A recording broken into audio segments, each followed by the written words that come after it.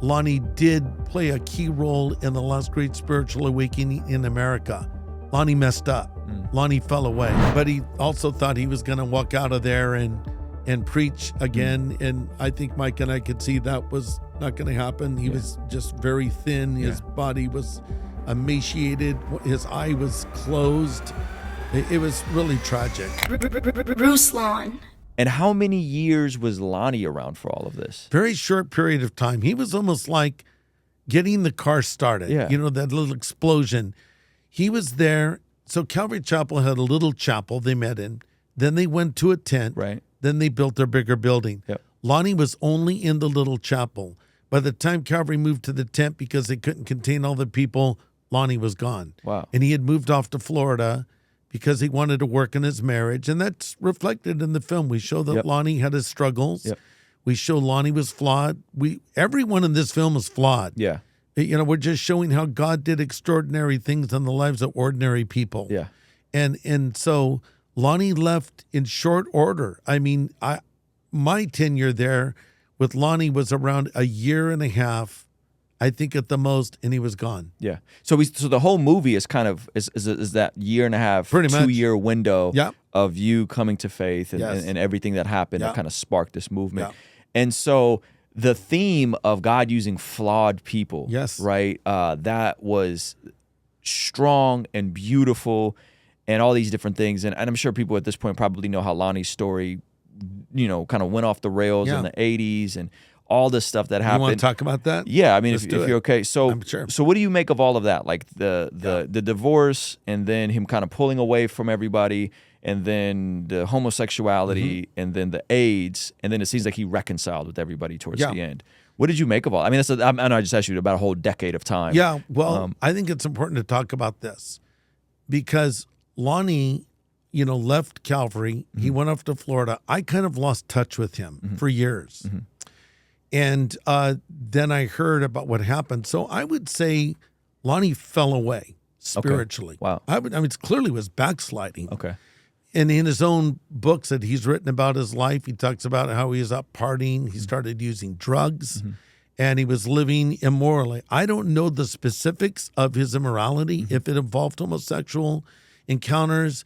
Actually in the film early on when before he was a Christian, when Chuck first meets Lonnie says to Chuck, back in Haight-Ashbury, we did everyone and everything. So this was in his background. But during the time of the Jesus movement, I never saw or heard of anything of that kind. And I don't believe it was happening at all in his life. Do you think it was because Chuck was there and there was a support system for him?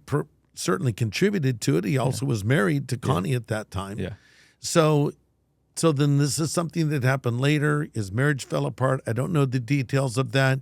He fell away and he got involved with the vineyard. And then it came out what he had been doing. And so he kind of kept reemerging here and there, but not really seeming to get traction. And then ultimately he gets AIDS. So I hear Lonnie is dying of AIDS. So he was in hospice care in Newport Beach. And This is early 90s? Yes. Yeah. So we were already doing our crusades at this point. Yeah. And Lonnie had prophesied over me when I was a young man, and this is in the film. Yep. So we were praying for some people. I was kind of hanging around with him for a few months after my conversion. He was praying for some people, and I was just standing there to the side, and he turns to me and he says, the Lord just told me you're going to preach to thousands of people around the world. I'm like dumbfounded. I hadn't even preached a single sermon. Yep. I mean, I drew a cartoon booklet. That was my claim to fame, if you will. Yep. So this was really surprising. And so anyway, fast forwarding to Lonnie, he's in hospice care. A friend of mine, Mike McIntosh, and I heard about it. He planted a church out here. Mike McIntosh planted Horizon on San Diego. Yeah. So we went to see Lonnie, and I remember it so vividly. The room was very dark. There was a big fire in the fireplace, and Lonnie was emaciated. He looked horrible. But as he began to speak, I sort of saw that old Lonnie spark still. And Lonnie believed that God was going to heal him. Wow. And he believed he was going to preach. But I think Mike and I could see this was not going to happen. And I don't know if that was the effects of the AIDS, if he was delusional, but it was clear. But he was repentant. He knew what he did was wrong. Yeah. He never was an advocate for any of it, but he fell away. So, okay, that may trouble some people. Why are you making a movie about Lonnie Frisbee? It's not a movie about Lonnie Frisbee. It's a movie about the Jesus movement. Yeah. Lonnie Frisbee played a role. To not put him in there is to edit history. Yep. Chuck Smith played a role. It shows how I came to faith, Kathy came to faith during that time. So, hello, welcome to life. God uses flawed people. Yeah. What about the story of Samson? What about the story of Noah? After he, bringing the ark safely to land, he goes and deliberately gets drunk and uncovers himself. What about Gideon? Yeah. What about, and the list goes on, right? So just because someone is used by God doesn't mean they don't have the ability to walk away from it. Simon Peter denied Christ 3 times. And he had spent 3 years plus walking and talking with Jesus every single day. But he repented. So I think the key is, do we come back to the Lord? Yeah. And that to me is how you know if a person is a believer or not. So if someone goes prodigal, as we say, if they return to Christ, in my mind, they're a prodigal. If they never come back and they stray and they never return to their faith, maybe they weren't even a Christian to begin with. Only God knows. But Lonnie was a believer. Yeah. Lonnie was used by God.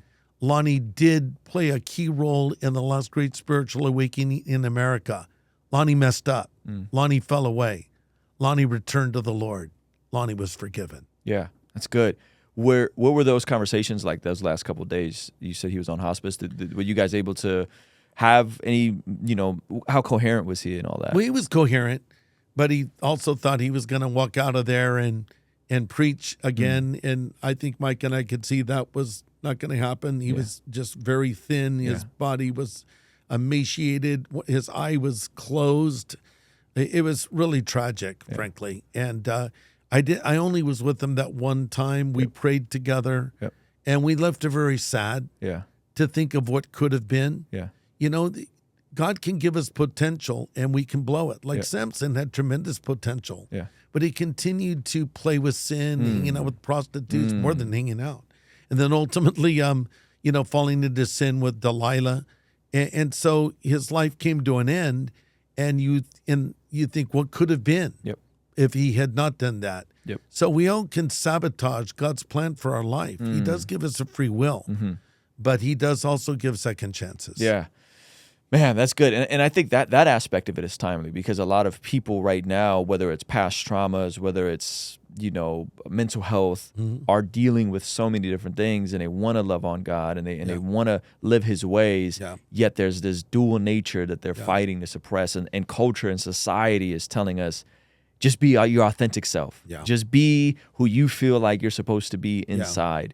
And that I think that aspect of the story, I think, is a cautionary tale for a lot of people, young people who, man, you can get saved and you can love God, and God can use you, but you could still end up in a tragic place. That's right. And so at the end of everything, though, Chuck Smith and everybody, didn't Chuck Smith preach at his memorial? He did. Yeah, and so he died in a healthy place with the Lord, it seems like. I would say so, 100%. And and to Chuck's credit, after Lonnie, this is before all this information came out about his lifestyle and his fall away, Chuck invited Lonnie back a number of times to speak at Calvary. Wow.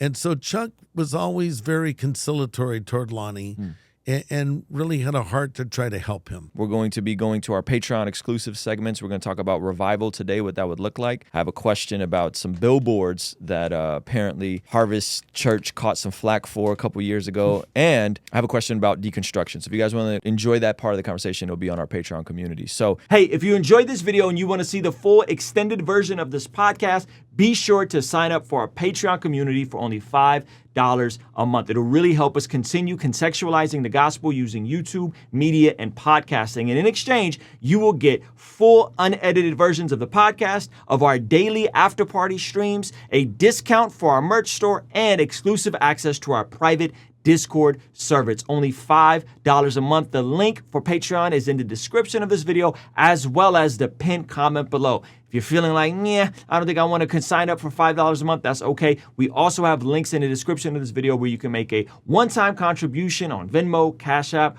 or PayPal. But we really want to get you over on Patreon. So again, hit the link in the description, sign up now, and I'll see you over there, all right? Peace.